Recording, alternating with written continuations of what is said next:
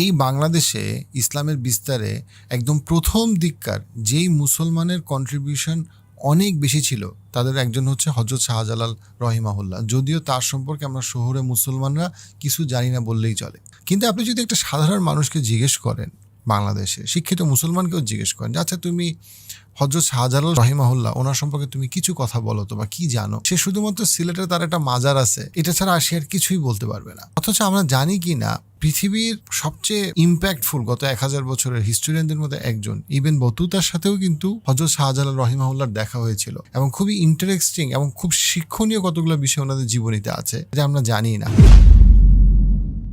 বাংলাদেশে মুসলমানদের যে ইতিহাস, সেই ইতিহাস সুফিদের কন্ট্রিবিউশন ছাড়া আপনি চিন্তা করতে পারেন না। একদম সত্য কথা হচ্ছে এটা, বাংলাদেশের ইসলামের জাগরণে, ইসলামের বিস্তারে সুফিদের একটা খুবই গুরুত্বপূর্ণ ভূমিকা আছে। 1947 এবং তার কিছু আগের সময়কালে পাশের কেল্লার ইতিহাস, দুদু মিয়ার ইতিহাস এবং তাদের রিলিজিয়াস আইডেন্টিটি কী ছিল, ভাস্ট মেজরিটি তাদের বেশিরভাগ ছিল কিন্তু সুফিজমের। সো ব্রিটিশ বিরোধী মুসলমানদের যারা আন্দোলন করছে এবং সেখানে যারা ইসলামী ভাবধারাকে নিয়ে যারা আন্দোলন করছে ব্রিটিশদের সাথে, তারা কিন্তু মূলত সুফি ছিল। শুধুমাত্র সুফি ছিল না, বাট তারা মূলত সুফি ছিল। অর্থাৎ বাংলাদেশের এন্টায়ার মুসলিম হিস্ট্রিতে এইখানে সুফিদের একটা ভূমিকা আছে যেটা কমপ্লিটলি অনস্বীকার্য। কিন্তু আমাদের শহুরে মুসলমানদেরকে আপনি যদি সুফিদের ব্যাপারে জিজ্ঞেস করেন, তারা সুফিদেরকে শুধুই অনেক ক্ষেত্রে তারা জানে না, অথবা তারা শুধুমাত্র খারাপ কিছু বা নেগেটিভ কিছু কনোটেশন, এরা বিদাতি, এদের আকীদা ঠিক নাই, এদের কাছে গিয়ে মানুষ পূজা করে, এরা খালি তাবিজ কবজ দেয়, এরা খালি ইসলামের নামে বিভিন্ন ওয়াজ মাহফিলে খালি নাচানাচি করে, খালি মাথা নাড়া, এই করে সে করে, পাগলামি করে। আমরা যেটা জানি আগের ইতিহাসে যদি একটু যাই, সেটা হচ্ছে ইখতিয়ারউদ্দিন মোহাম্মদ বখতিয়ার খলজি এই অঞ্চলে প্রথম মুসলিম পলিটিক্যাল বেস তৈরি করে। তার আগেও আমরা সেই 800 সালেও কিন্তু আব্বাসিদ খলিফার সময় তারা যে অঞ্চলের সাথে তারা ব্যবসা করতো, ট্রেডিং করতো, তারাও কিন্তু এই অঞ্চলে মুসলমানদের কথা মানে মেনশন করেন, বা এই অঞ্চলের মুসলমানদের সাথে আব্বাসিদ খলিফাদের ট্রেডিং ছিল। এবং তারপরেই প্রথম যেই সবচেয়ে ইম্প্যাক্টফুল সেন্ট, সবচেয়ে ইম্প্যাক্টফুল ইসলাম প্রচারক যেই বা ইসলাম মিশনারি যে আসে, সে হচ্ছে গিয়ে হযরত শাহজালাল রহিমাহুল্লাহ। এবং বলা হয়ে থাকে যে উনি ওনার 360 জন ছাত্রকে নিয়ে বা বন্ধুকে নিয়ে বা শিষ্যকে নিয়ে উনি আসেন। কেন আসেন এটার ব্যাপারে দুইটা স্ট্রং মতামত আছে উনি কেন এখানে আসছিলেন। একটা মতামত হচ্ছে যে উনি যার কাছে ইসলাম শেখেন, ওনার যে শিক্ষক, উনি তাকে বলে যে উনি একটা পার্টিকুলার রঙের মাটি দেখায়, ওনাকে বলে যে তুমি যাত্রা করতে থাকবা এবং যখন তুমি দেখবা যে আমি তোমাকে যেই রঙের মাটি দেখাচ্ছি এরকম সিমিলার রঙের মাটি তুমি যেখানে পাবা ওইখানে তুমি ওইখানে তুমি বসবা এবং ওইখানে তুমি তোমার বাকি জীবন ইসলাম প্রচার করবা। সো উনি যখন ওনার ইসলাম শেখা শেষ হয়, অ্যাজ আ স্কলার উনি যাত্রা শুরু করেন এবং ওই মাটির রঙের সাথে উনি মিল পান আমাদের সিলেট অঞ্চলের মাটির রঙের, এবং এইখানেই তখন উনি লোকাল কমিউনিটির সাথে উনি মেশেন। এবং তারপরে সেখানে একটা ছোট্ট একটা যুদ্ধ হয়, সেই যুদ্ধটা আমি একটু পরে বলতেছি। দ্বিতীয় যেই বক্তব্যটা বা দ্বিতীয় যেই ইতিহাসে দ্বিতীয় যে জিনিসটা উঠে আসে, সেটা হচ্ছে ওই সময়ের এই অঞ্চলের, বাংলার এই অঞ্চলের, সিলেটের এই অঞ্চলের মুসলিমদের প্রতিনিধি বা মুসলিমদের প্রধান বা জননেতা ছিলেন হচ্ছে গিয়ে শেখ বোরহানউদ্দিন। শেখ বোরহানউদ্দিনকে প্রচুর পরিমাণে টর্চার করতে হচ্ছে একজন হিন্দু শাসক যে ভারতবর্ষের ঊর্ধ্বতন মানে শাসকদের সাথে সম্পর্কিত ছিল। তার নাম ছিল রাজা গোবিন্দ। এই রাজা গোবিন্দ সে বেসিক্যালি টর্চার করতো এই ছোট্ট মুসলিম একটা কমিউনিটিকে। এই ছোট মুসলিম কমিউনিটির প্রধান ছিল হচ্ছে গিয়ে শেখ বোরহানউদ্দিন। তো শেখ বোরহানউদ্দিন বিভিন্ন মুসলিম যে ল্যান্ডগুলো আছে বা যারা মুসলিমদের শাসক আছে তাদের কাছে চিঠি পাঠাতে থাকে, খবর পাঠাতে থাকে যে আমরা এখানে নির্যাতিত হচ্ছি, আমাদেরকে নির্মূল করে দেওয়া হচ্ছে, তোমরা কেউ আসো এবং আমাদেরকে তোমরা হেল্প করো, আমাদেরকে কেউ ডিফেন্ড করো। এবং সেই খবরটা পেয়ে তখন হযরত শাহজালাল উনি ওনার 360 জনকে নিয়ে উনি যাত্রা শুরু করেন। এবং আপনি এই যে দুইটা ইতিহাসের যে দুইটা বর্ণনা বললাম, তার যেটাই বিশ্বাস করেন না কেন, দুইটাই এই একটা জায়গায় এসে একমত, সেটা হচ্ছে হযরত শাহজালাল এই অঞ্চলে এসে শেখ প্রথম দিকের যে কাজটা করেন সেটা হচ্ছে গিয়ে শেখ বোরহানুদ্দিনের সাথে উনি মিলিত হয়ে উনি রাজা গোবিন্দের বিরুদ্ধে যুদ্ধ করেন এবং যুদ্ধে রাজা গোবিন্দ পরাজিত হয় এবং তখন মুসলিমদের ইসলাম প্রসার করা, ইসলাম নিয়ে কথা বলাটা তখন সহজ হয়ে যায়। খুবই ইম্পর্টেন্ট একটা লেসন এখানে, সেটা হচ্ছে আমরা যখনই সুফিদেরকে নিয়ে সাধারণভাবে আমরা যখন চিন্তা করি, আমরা খালি মনে করি ওরা গাছের নিচে বসে থাকে, দান বাক্সের টাকা নিয়ে চলে, ওরা পৃথিবীর সাথে কোনো সম্পর্ক নাই, ওরা মানে টেকনোলজির সাথে কোনো সম্পর্ক নাই। কিন্তু এইখানে আমরা দেখতে পাই যে হযরত শাহজালালের বাংলায় যখন উনি প্রথম এসে প্র্যাকটিক্যালি উনি সুবিচার করেন এবং উনি অবিচারের বিরুদ্ধে দাঁড়ায়। যদি এটা কিন্তু ওনার ল্যান্ড ছিল না, উনি কিন্তু মুসলিম খলিফাও ছিল না, উনি এখানে আসছেন কেন? উনি এখানে ইসলাম প্রচার করতে আসছেন এবং এই ইসলাম প্রচার করতে এসে উনি যখন দেখেন মুসলিম নির্যাতিত হচ্ছে, উনি তখন ওই লোকাল মুসলিমদের সাথে একত্রিত হয়ে মানে একদম জীবনের ঝুঁকি নিয়ে ওনারা কিন্তু যুদ্ধ করেন এবং যুদ্ধে ওনারা জিতেন এবং এই জিতার কারণে পুরা মুসলিম কমিউনিটি ওনাকে মনে করে যে উনি হচ্ছেন কি একজন খুব ভালো মানুষ যে এসে তাদেরকে সমস্ত নির্যাতন থেকে মুক্ত করছে। তো অবশ্যই মুসলমানরা আল্লাহকেই বিশ্বাস করতেন, কিন্তু ওনারা মনে করতেন যে এই হযরত শাহজালাল হচ্ছে উসিলা, যে উসিলার কারণে তারা আসলে এই অবিচার থেকে মুক্তি পাইছে, ওই সময়ের বৈষম্য থেকে তারা মুক্তি পাইছে। এবং তারপর থেকে উনি এখানে ইসলাম প্রচার স্টার্ট করেন, উনি স্থায়ীভাবে এখানে আসেন।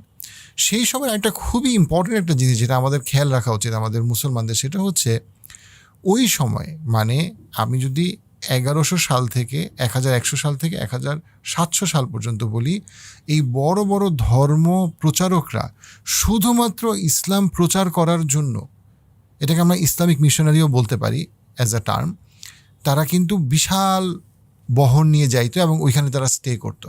তারপরে আমরা কি দেখতে পাই, এইখানে আসে খুবই ইন্টারেস্টিং ইবেন বতুতা। আমি ইবেন বতুতা সম্পর্কে একটু বলতে চাই, কারণ এগেইন ইবেন বতুতা আরেকজন মুসলিম লেজেন্ড, কিংবদন্তি, যার সম্পর্কে আমরা কিছু জানি না।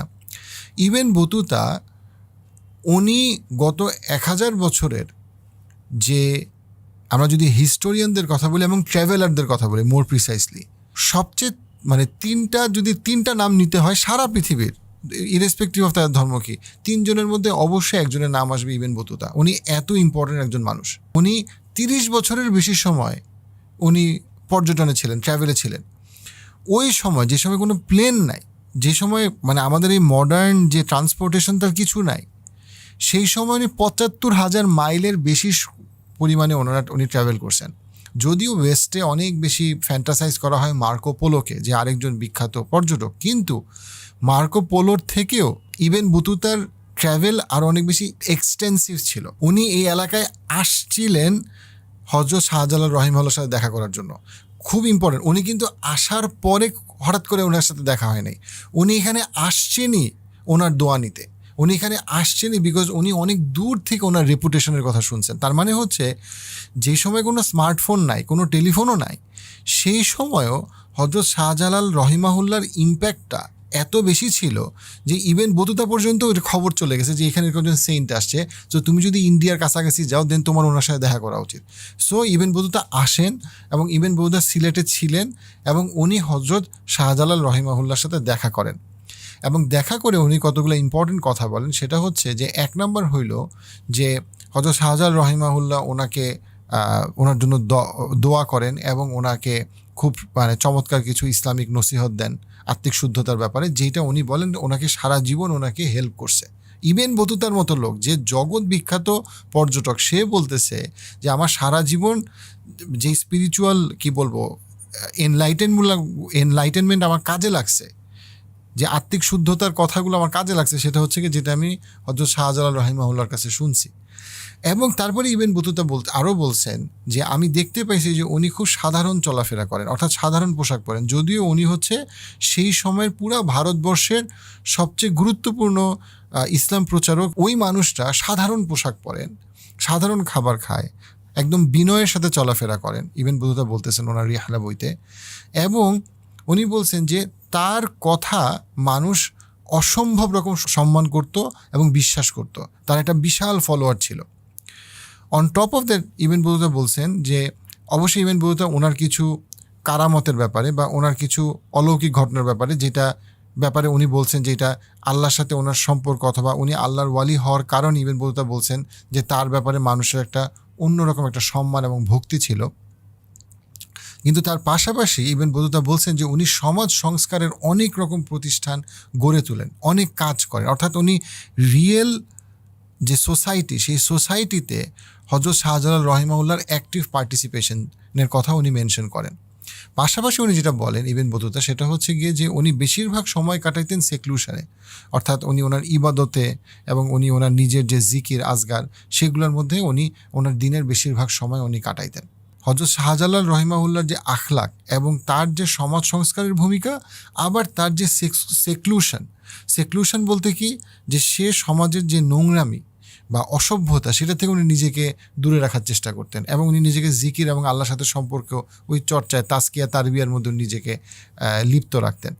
সেইখানে যদি আমরা আমাদের সময় মুসলমানদের দিকে তাকাই, আমাদের দিকে তাকাই, আমরা দেখব যে আমরা ইসলাম সম্পর্কে হয়তো কিছুই জানি না, ওই 2-4-5টা বই পড়লাম, তারপরে শুরু হয়ে গেল ওই যে কিবোর্ড ফেসবুকে মারামারি, অমুক আলেম ভুল, অমুক লোক ভুল, ওরা ইসলাম সম্পর্কে কিছুই জানে না। অর্থাৎ আমি কিন্তু 5টা মাত্র বই পড়ছি। এই যে লেসনগুলো আদবের লেসন, তাজকিয়ার লেসন, এই লেসনগুলো সুফিদের মধ্যে ছিল, এবং সুফিদের এই যেই চর্চাগুলা, এই রোল মডেল হিসেবে ওনাদেরকে আমরা হারায় ফেলছি।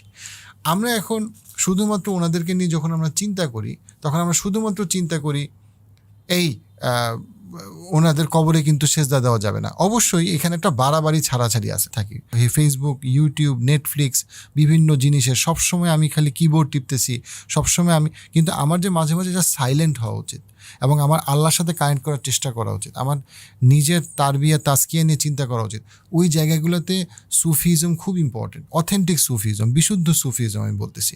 এখানে সুফিদের সাথে সালাফিদের যে আকিদাগত পার্থক্য, সেই আলোচনা আমি যাচ্ছি না, কিন্তু ওই আকিদাগত পার্থক্যের জন্য যদি আমরা যা কিছু ভালো আমরা সুফিদের কাছ থেকে শিখতে পারি সেটাকে যদি আমরা অস্বীকার করি, এটা আমাদের জন্য ভুল হবে। হযরত শাহজালাল রহিমাহুল্লাহকে নিয়ে আলোচনা করি, আমরা যেন শুধুমাত্র তার আকিদা আর তার মানহাজগত কার সাথে মেলে কার সাথে মেলে না, শুধুমাত্র ওই একাডেমিক থিওরিটিক্যাল আলোচনায় না গিয়ে ওনার যে ওভারঅল এই মুসলিম, এই পৃথিবীর এই অঞ্চলে, আমাদের অঞ্চলে ইসলাম বিস্তারে তার যে বৃহত্তর ভূমিকা, তার যে আখলাক এবং তার যা কিছু উনি পজিটিভ রেখে গেছেন, সেইটাকে যেন আমরা হোল্ড অন করার চিন্তা করি। যেই জায়গাটাতে একটা মতপার্থক্য আছে সেই জায়গাটাকে আমরা অ্যাভয়েড করতে পারি, আমরা অন্য কোনো দিন আলোচনা করতে পারি, বা সেটা শুধু আলেম নিয়ে আলোচনা করুক, কিন্তু ওই মতপার্থক্যের দিকে তাকে তার ভালো কাজগুলোকে অস্বীকার করাটা হবে নিজেদের পায়ে কুড়াল মারার মতো। সো হযরত শাহজালাল রহিমাহুল্লাহ যা কিছু মানে যে ভালো জিনিসগুলো, সেই জিনিসগুলোকে আমাদের শহরে মুসলমানদের ধারণ করাটা আমাদের ইহকাল ও পরকালের জন্য একটা অসম্ভব গুরুত্বপূর্ণ একটা বিষয় হবে বলে আমি মনে করি। এই ভিডিও ক্লিপসগুলো যদি আপনি মিস করতে না চান, পার্সপেক্টিভ ক্লিপসে সাবস্ক্রাইব করুন।